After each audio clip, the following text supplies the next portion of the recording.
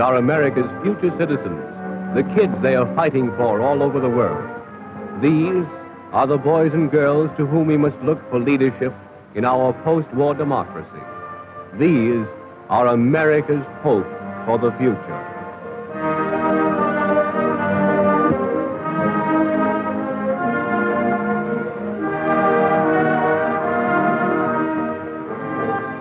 But as the twig is bent, the trees incline.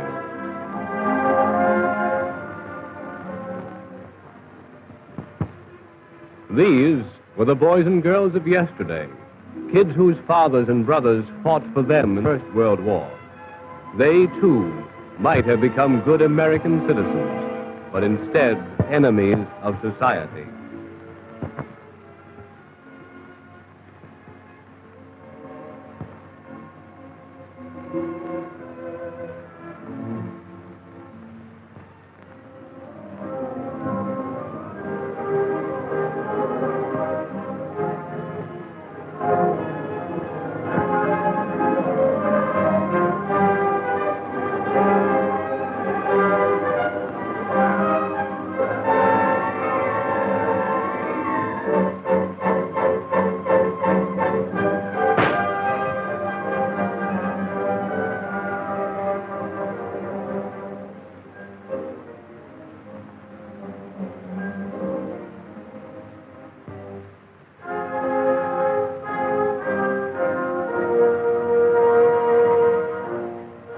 Behind every hardened criminal is the shadow of a youthful lawbreaker.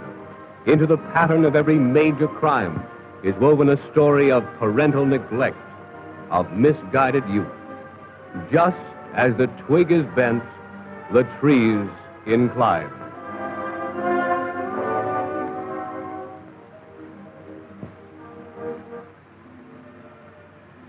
The American home is fast becoming home in name only.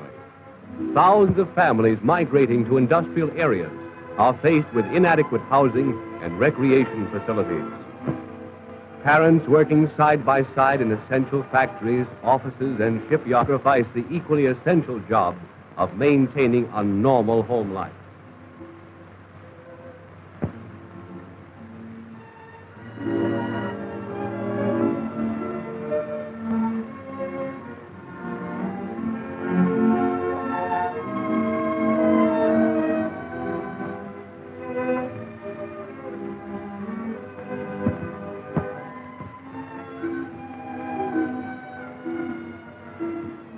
Children of all ages are feeling the effects of war, and impressionable young minds are too often being influenced into wrongdoing. Smaller children, left to their own devices, are following the example of older children and learning habits and practices far too old for their years.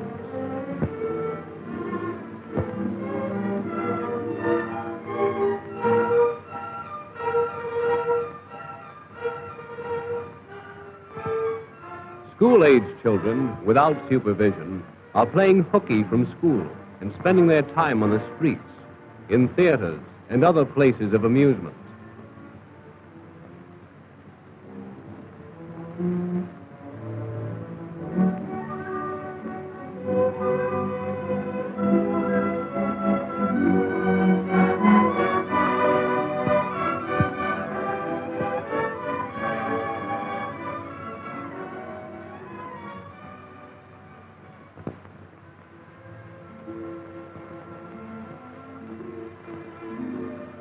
Teenage boys and girls are leaving high schools and colleges for well-paying jobs.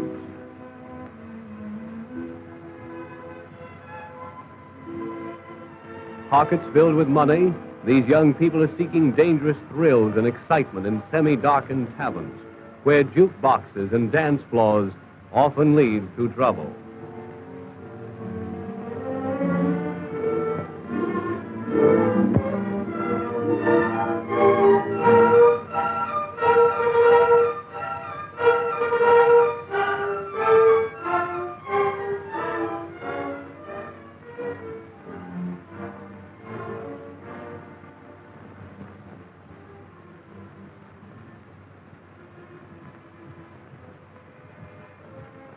Young, romantically inclined girls, confused by the hero-worshipping spirit of wartime, are finding it hard to resist the glamour of military uniforms.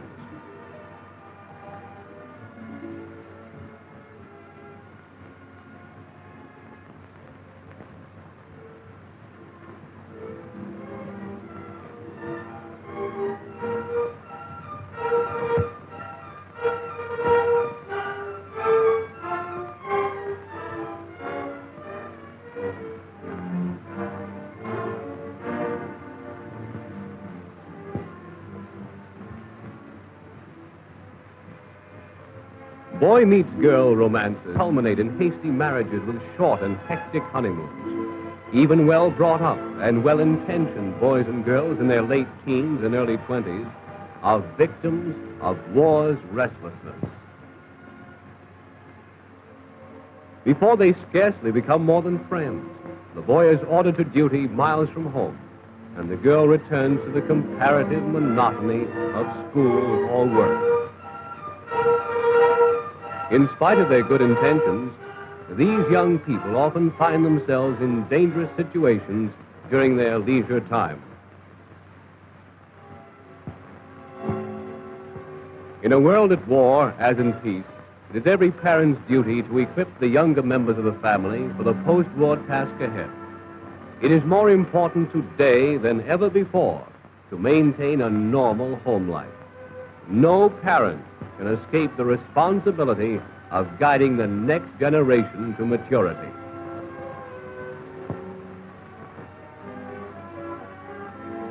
If you must be away from home all day, place your children in a community care center, kindergarten, or elsewhere, in the charge of competent, understanding supervisors. Know your children's companions. If you move to a new neighborhood, find out with whom your small children are playing and meet their parents. Raise your children to respect the law rather than to fear it, and to regard the policeman as their friend.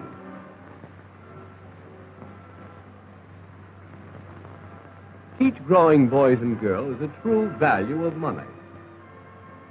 Have them start their own savings accounts and invest part of their allowance in war stamps.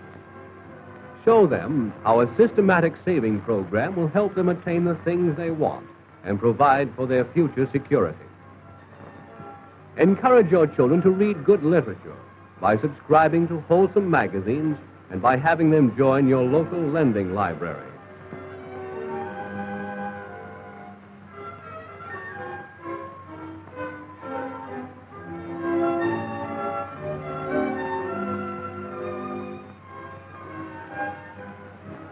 Help them find hobbies, amusement, and entertainment in the home.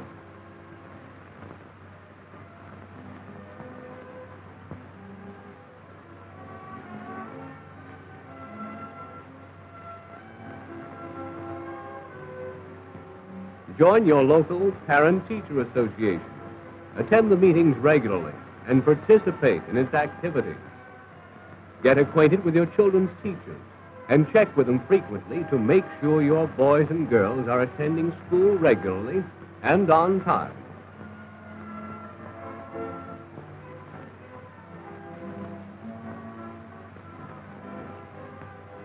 Help keep your older sons and daughters out of trouble by encouraging them to bring their friends to your home. Insist on meeting your daughter's dates and learn something about their backgrounds and associations. Whatever your religious faith, train your children to attend church services regularly and set an example by going with them as much as possible.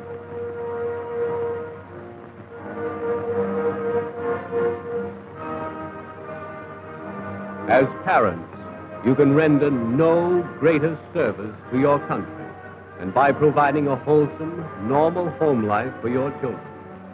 Give them the parental guidance and supervision they need to become good American citizens, able to take their places as leaders in the new world that will be theirs.